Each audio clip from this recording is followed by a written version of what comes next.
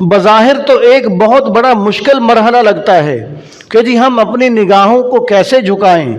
جب آدمی اس کا عادی ہو جاتا ہے، اپنی نگاہوں کو جھکانا سیکھ لیتا ہے، تو پھر نگاہیں جھکا کر چلنے میں آدمی کو مزہ آتا ہے،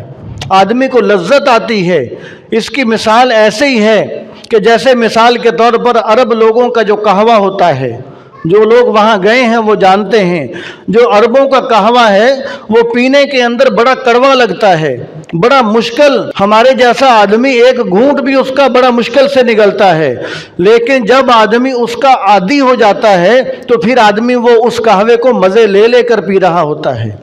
تو یہ نظریں جھکانے کا مزہ بھی ایسے ہی ہے، شروع میں آدمی کو بڑا مشکل لگتا ہے، اس لیے کہ جب آدمی اس پر عمل کرنا شروع کرتا ہے تو اس وقت دل پر آرے چلتے ہیں، اس وقت آدمی کو گھٹن محسوس ہوتی ہے، آدمی کو پریشانی محسوس ہوتی ہے کہ ہائے میں اپنی نظروں کو کیسے جھکا لوں، میں اپنی نظروں کو بد نظری سے کیسے بچا لوں۔ لیکن جب آدمی اس کی مشق کرتا ہے، اس کی پریکٹس کرتا ہے، تو آہستہ آہستہ آدمی اس کا ایسا عادی بن جاتا ہے کہ آدمی کو نظریں جھکانے کے اندر لذت آتی ہے۔ آپ صلی اللہ علیہ وسلم نے ارشاد فرمایا کہ آدمی بد نظری کے موقع پر نظروں کو جھکا لے تو اللہ تبارک و تعالیٰ اس کے دل کے اندر اس کے بدلے ایک ایسا نور